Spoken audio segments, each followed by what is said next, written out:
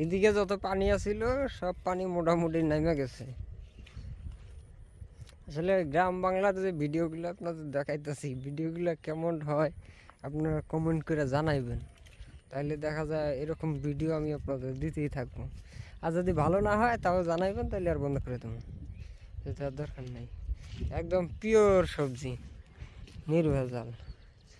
এই যেগুলো হলো জালি, এখানে বেশ জালি আছে।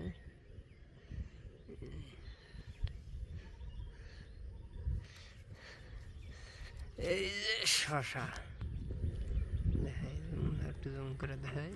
এই যে শশা,